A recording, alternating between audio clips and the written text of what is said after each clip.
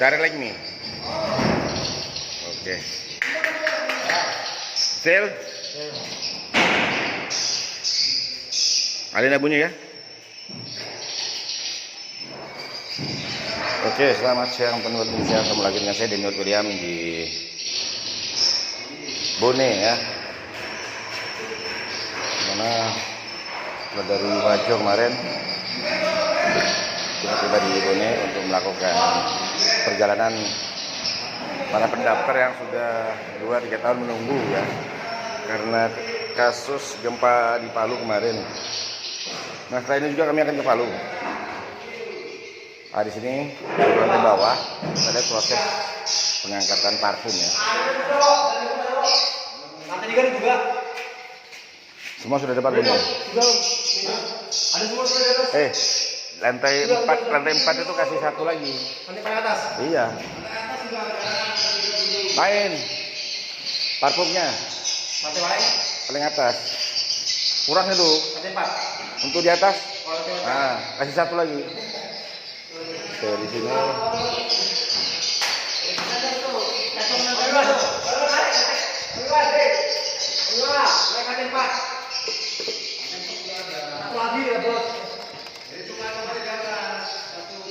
Lain di lantai 4-nya. Satu jerigen lagi.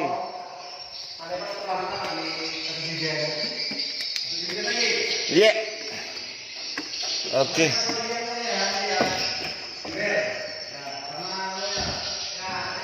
Gimana bangunan 12 kali 12 ya?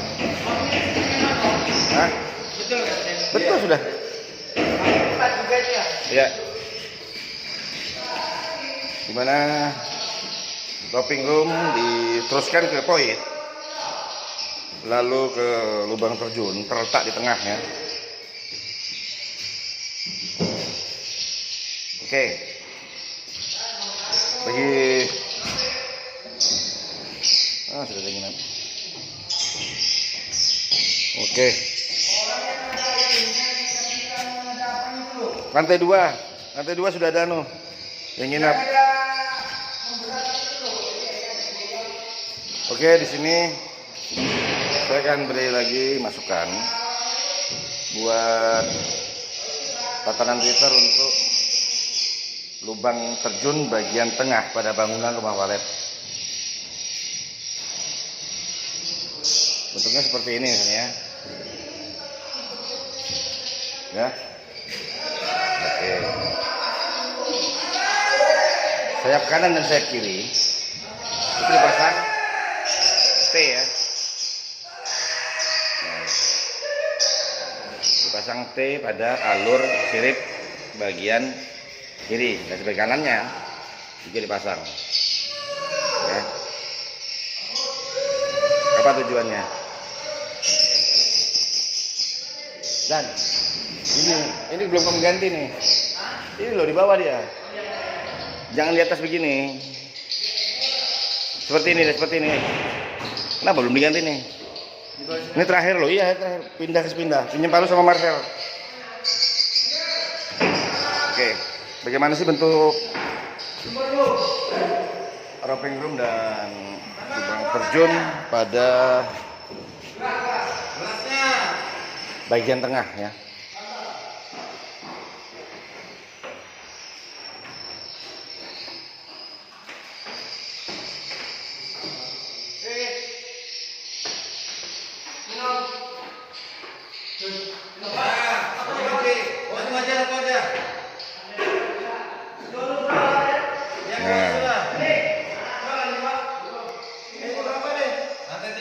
Oke, pada bagiannya awalnya dibuat pintu di sebelah sana ya, awalnya.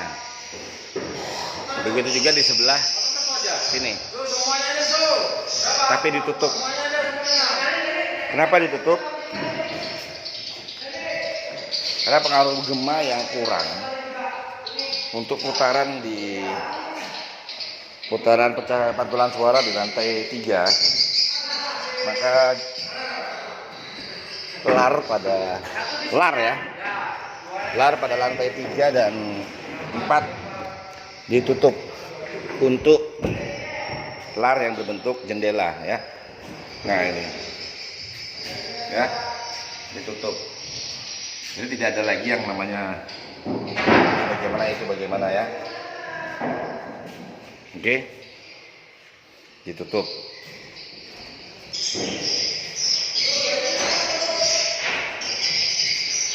Nah, ini pun ditutup ya, tidak lagi dipakai.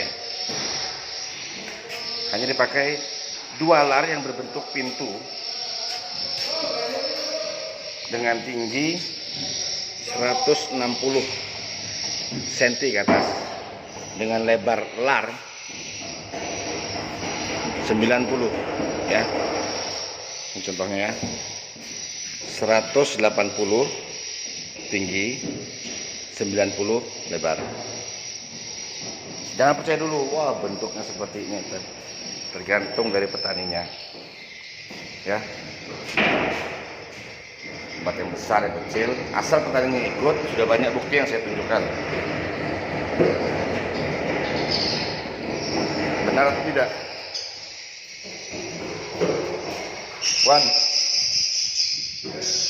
kasih tunjuk nanti bapaknya di lantai 2, di lantai 2 sama lantai 3 sebelah sana ada yang nginap sudah. Baru anu. Oke, ini masih tahap pengisian air dan persiapan parfum ya. Sudah ada yang tidur sampai tembus di lantai 2 dan 3. Nah, kita lihat sekarang.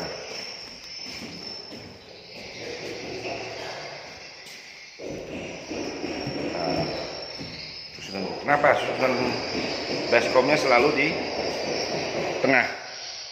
Nah, jadi begini. Kebanyakan petani maupun konsultan, teman-teman konsultan selasar ya, menaruh baskom itu tepat di bawah lubang sirkulasi pipa. Jadi biasanya tuh baskom ditaruh di bawah. Nah, petani yang tidak tahu bertanya, kok di bawah Pak? Supaya apa?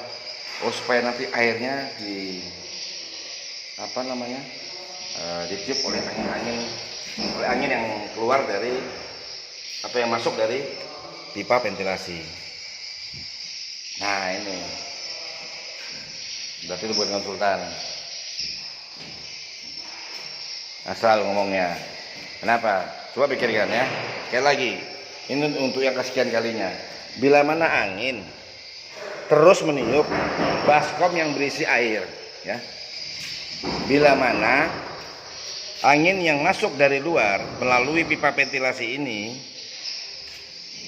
ke arah air, misalnya air ini baskomnya di sini ya, apa yang terjadi? Di luar panas loh ya. Apa yang terjadi? Penguapan. Nah, penguapan, namanya nguap itu kemana? Nah, penguapan itu jelas ke atas. Hanya kondisi suhu yang panas yang akan ke atas. Masih ingat balon udara yang dipanaskan sehingga dia naik? Coba es taruh di situ, bisa nggak balon udaranya naik? Nggak bisa. Jadi hawa dingin itu hanya ada di lantai bawah. Di lantai bawah itu adalah tempat atau kamar inap yang paling dingin. Nah, beda dengan yang di atas. Jadi bagaimana mungkin uap yang dingin dinaikkan ke atas kalau tidak dibantu dengan suatu alat? Ya, jadi kita berlogika aja. Oke, kita naik ke lantai 4. Yuan Hai.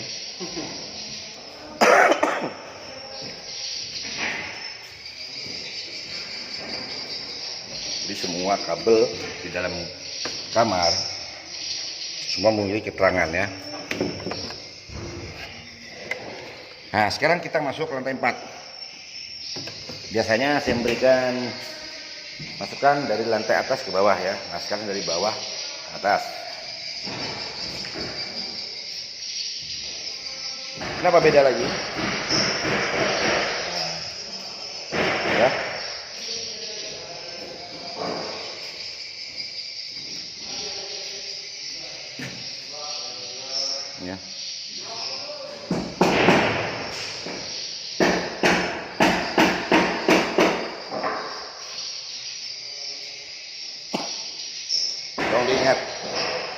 kita jangan hanya menerawang. Sebagai konsultan yang menerawang. Oh, kita kasih jendelanya seperti ini aja nih. Bukan tebak-tebakan daya inspirasi kita untuk membuat sebuah bangunan, tapi kebutuhan. Contoh, pertama pintu ini besar, jendela ini besar, larnya ya. Setelah ditutup, ya, sebelah kiri ditutup. Lihat ya bekas tutupannya.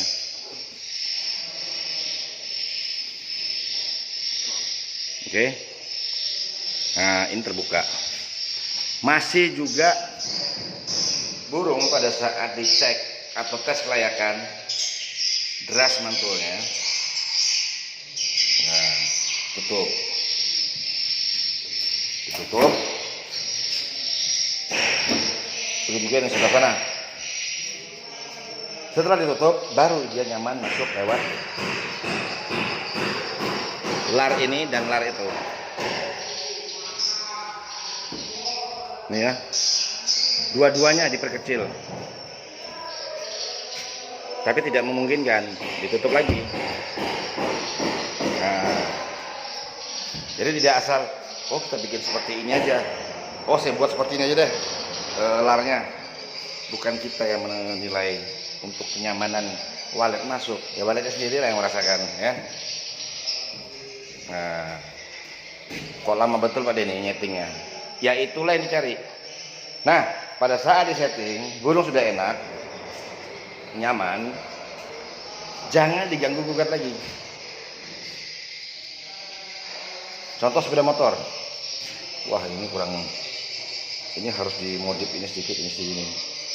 Lalu keluaran dari pabrik dirubah, akhirnya ya karena saya modif jadi agak kurang pas ini dudukannya. Nah, Anda senang tapi di pandangan mata kan, melihat sepeda motor Anda dimodif sesuai dengan keinginan Anda. Tapi keinginan itu hanya sampai di mata.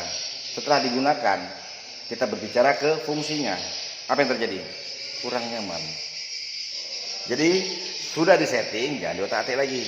Walaupun hanya 1 hari suara dipasang, lupa Pak, soalnya nggak ada reaksi burung.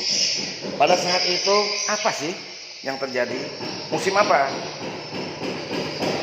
Tidak ada namanya yang selalu setiap hari burung main di rumah walet atau di rumah monyet. Ada kalanya ramai, ada kalanya sepi. Kenapa? Keperluan walet juga ada. Nggak mungkin tiap hari harus respon terus. Nah itu gampang, pakai cek lokasi, ya kan? Pakai suara cek lokasi kan ngumpul terus tiap hari, ya enggak? Coba kalau nggak percaya, tiap hari masuk, tiap hari datang, oh rame, wah banyak burungnya, betul burungnya, nya. Tapi kalau wah burungnya masuk tempat kita, di tempat saya banyak ya, nah itu yang dicari, bukan wih ramenya burungnya, masih ramenya burungnya, rame bener burungnya, burungnya siapa? Kecuali burung itu masuk ke tempat kita. Nah, kalau sudah masuk, keluar masuk, contoh di suatu tempat sudah di setting ya pagi sore, sudah pas, umur seminggu, 2 minggu, atau baru sebulan, tiba-tiba suara diganti dengan suara yang sudah dipersiapkan atau suara dapat dari teman atau kerabat. Pasang. Wah ini baru ada respon Pak. Semua suara baru di bangunan baru atau suara lama pun di bangunan baru, burung respon karena apa? Burung ini kan penasaran, sudah saya sering katakan. Setelah mengetahui kondisi rumah waletnya, nggak enak, ya pergi burungnya. Ya. Kondisi rumah waletnya bagus, oh bagus ini. Tapi anakku masih butuh pakan. Berarti burung ini punya tanggungan. Tiba-tiba suhu berubah, bang. Walet butuh waktu seminggu sampai 11 hari untuk menetralkan instingnya untuk kembali pada suara yang didengar pada awalnya. Kok 11 hari? konsultan lain ada nggak melakukan penelitian sehingga mendapatkan 11 hari tersebut? Nggak ada. Oke, sampai di sini dulu. Ya. Itulah pengumumnya. Oke. Mungkin ada masukan dari sini bisa diambil, ya. Mau yang melihat atau menonton silakan. Mau diambil apa yang bisa diambil ke rumah waletnya. Tapi ingat, tidak harus mesti. Biar saya memperlihatkan beberapa bentuk rumah walet. Tidak harus mesti rumah walet Anda aturannya seperti apa yang saya lihatkan di sini. Ini untuk di sini. Tempat lain ya sama perilakunya dan perlakuannya. Oke. Sampai ketemu di video berikutnya. Sampai jumpa, Tuhan berkati. Simpoa.